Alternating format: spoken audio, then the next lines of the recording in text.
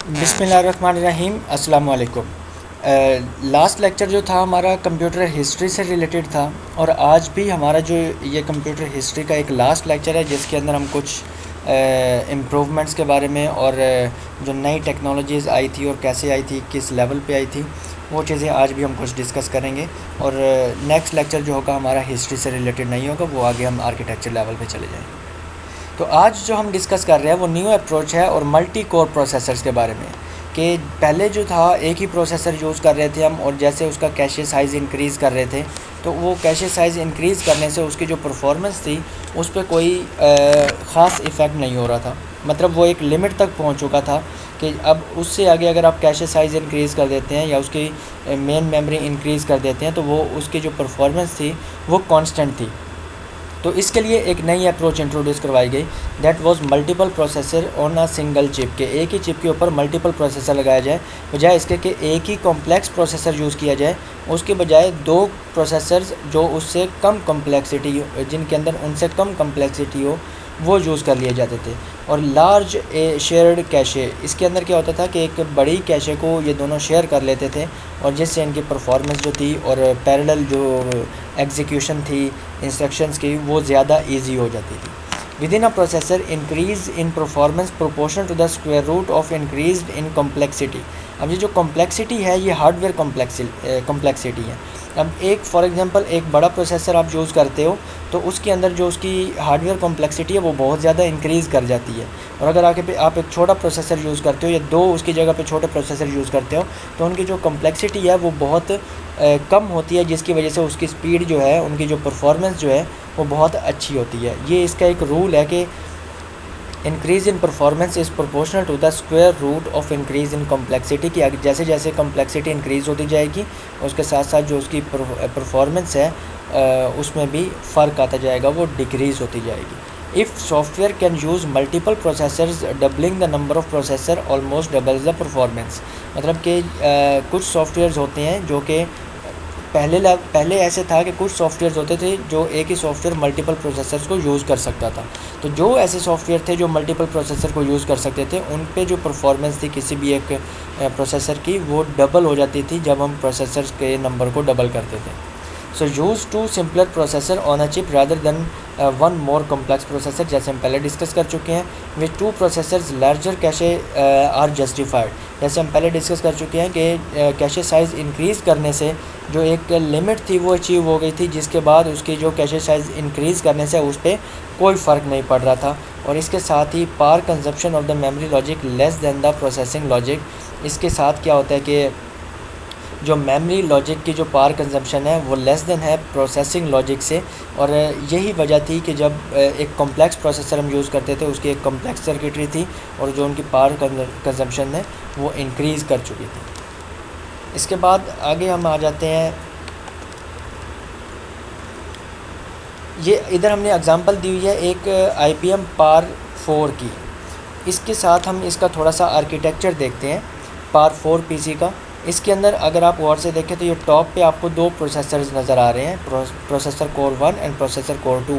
ये असल में एक कॉम्प्लेक्स प्रोसेसर की जगह पे हमने दो सिंपल प्रोसेसर यूज़ किए हुए हैं, जो कि इंटरफेस, या ये इनका इंटरफेस है, इंटरफेस स्विच है, जो कि इसका इंटरफेस हो रहा है डिफरेंट लेवल ऑफ कैशेज़ के साथ। ये लेवल ऑफ कैशेज़ क्या हैं, ये कैशेज़ वर्क कैसे करती हैं, ये हम लेटर टॉपिक्स के अंदर डिस्कस करेंगे।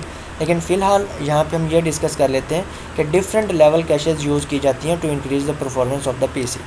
अब यहाँ पे जो हम देख सकते हैं क्लियरली कि ये जो दो प्रोसेसर हम यहाँ पे यूज़ कर रहे हैं वो डायरेक्टली कनेक्टेड हैं इन तीनों लेयर्स ऑफ कैशे के साथ। तो मतलब ये दोनों प्रोसेसर एक ही टाइम के अंदर ये तमाम कैशेज़ को यूज़ कर सकते हैं।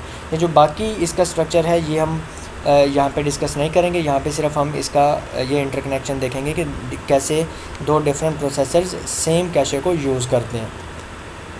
इसके बाद आ जाती है आगे पेंटियम एवोल्यूशंस, और यही हमारा फाइनल टॉपिक है आज के लिए। इसके अंदर सबसे पहले आ जाता है 8080 processor, first general purpose micro processor, 8 bit data path. इसका जो इंस्ट्रक्शन सेट था वो 8 बिट का था, used in first personal computer, और उसको नाम दिया गया था अल्टेर का। अब ये चीज़ें आपको याद रखने वाली हैं जो कि आपसे MCQ के अंदर पूछी जा सकती हैं, शॉर्ट क्वेश्चन के अंदर पूछी जा सकती हैं। इसके बाद आया 8086 processor, much more powerful 16 bit इसका इंस्ट्रक्शन सेट था। Instruction cache pre fetch few instruction का मतलब ये है कि पहले से ही कुछ इंस्ट्रक्शन को ये कैशे के अंदर सेव कर लेता था, जो कि मोस्ट प्रेडिक्टेबल इंस्ट्रक्शंस होती थी, जो कि आगे एग्जीक्यूट होने वाली हैं। इसके बाद 8 बिट एक्सटर्नल बस used in the first IBM PC, और ये जो 8086 था इसी के साथ ही 8088 इसका फॉलोअर था, और जो कि 8 बिट एक्सटर्नल बस, जो कि मतलब बाहर की डिवाइसेस के साथ, बाहर की मेमोरी के साथ इंटरफेयर करने के लिए, इंटरफेस करने के लिए इसके साथ एक एक्सटर्नल बस थी, और ये फर्स्ट IBM PC के अंदर यूज़ हुआ था।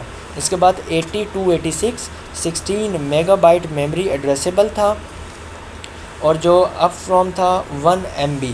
इसके बाद 8386 32 बिट इसका इंस्ट्रक्शन सेट था, और सपोर्ट फॉर मल्टीटास्किंग, मतलब एक टाइम के अंदर डिफरेंट टास्क परफॉर्म कर सकता था, मल्टीटास्किंग कर सकता था।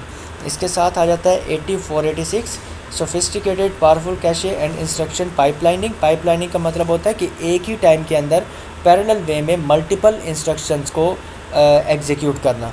बिल्ट इन मैथ्स को प्रोसेसर, मतलब कि इसके अंदर जो मैथ्स के कुछ स्पेसिफिक कैलकुलेशंस हैं उनको करने के लिए एक अलग से प्रोसेसर इसके साथ अटैच होता था। इसके बाद पेंटियम आ जाता है, super scalar, multiple instructions executed in parallel.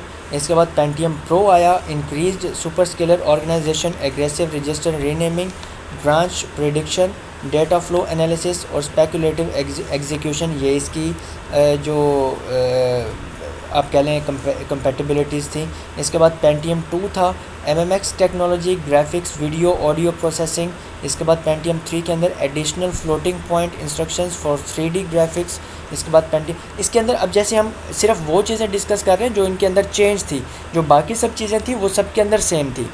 इसका पेंटियम 3 के अंदर additional floating point instructions for 3D graphics था। पेंटियम 4 के अंदर जो चेंज था वो note Arabic rather than the Roman numerals था। इसके अंदर कुछ ये चीज़ें ऐड हुई थी। उसके बाद further floating point and multimedia enhancements.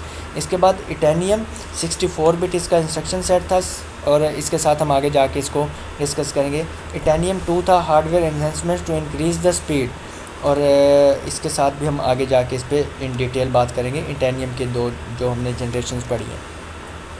इसके बाद पावर पीसी था। पावर पीसी IBM की तरफ से एक प्रोजेक्ट बनाया गया था 1975 में, और इसका जो प्रोडक्ट नेम था वो 801 था। मिनी कंप्यूटर प्रोजेक्ट था, और बर्कले रिस्क 1 प्रोसेसर इसको हमने नाम दिया था इस प्रोसेसर को। 1986 के अंदर IBM commercial risk work station product RTPC not commercial success, मतलब कि ये कमर्शियल तौर पे बनाया तो गया था कमर्शियल पर्पज़ के लिए, लेकिन ये कामयाब इस काम के लिए नहीं हुआ था। यह ख़ास तौर पे आपने याद रखना है, क्योंकि ये MCQ के लिए इम्पोर्टेंट है। 1990 के अंदर IBM रिस्क सिस्टम 6000 बनाया गया, और सुपर स्केलर मशीन थी, पावर आर्किटेक्चर था। IBM alliance with Motorola 68000 micro processor, Apple used 68000 मैकिन्टॉश। और ये IBM का जो ये माइक्रो प्रोसेसर था, ये एप्पल की कुछ डिवाइसेस के अंदर भी यूज़ हुआ था। Result in power PC architecture, और पावर पीसी आर्किटेक्चर के कुछ इंपॉर्टेंट पॉइंट्स क्या थे? Derived from power architecture, superscalar RISC, Apple Macintosh, embedded chip applications. और इसके साथ जो पावर पीसी फैमिली थी वो 601, 603, 604 एंड 620 ये थी। और इनके जो की पॉइंट्स थे, ये इसके अंदर जो 603 एंड 4 था ये 32 बिट आर्किटेक्चर था, और 603 comparable performance with 601 lower cost and more efficient implementations. 604 को अगर हम देखें तो ये much more advance super scalar design था और ग्रेटर परफॉर्मेंस थी एज़ कम्पेयर टू 603 एंड 601। 620 तो था ये इसका इन ज़ाहिर है जो पीछे हमने डिस्कस किए उनसे ये एडवांस्ड वर्जन था, और इसके जो आर्किटेक्चर था वो 64 बिट आर्किटेक्चर था। और इसके अंदर जो फर्दर एनहेंसमेंट जो थी 740 और 750 also known as G3 processors, no 2 levels of cache on chip. इसके अंदर 2 लेवल कैशे यूज़ की गई थी। G4 के अंदर पैरेललिज्म और इंटरनल स्पीड जो थी वो इंक्रीज़ हुई थी, और इसको हम ये भी नाम दे सकते हैं कि इसके अंदर जो मल्टीटास्किंग थी या execution of different instructions at the same time था वो इंक्रीज़ कर गया था। इसके बाद G5 है, G5 improvements in parallelism and internal speed, जैसे G4 के अंदर हमने देखा, और इसका जो आर्किटेक्चर था वो 64 बिट आर्किटेक्चर था। तो आज के लिए ही इतना ही, और ये हमारी यहाँ पे जो हमारी कंप्यूटर की एक ब्रीफ हिस्ट्री है वो यहाँ तक हमारी कंप्लीट हो जाती है। इंशाल्लाह नेक्स्ट टाइम हम जो है वो आर्किटेक्चर के कुछ टॉपिक्स के साथ दोबारा स्टार्ट करेंगे। टिल देन अल्लाह हाफिज़।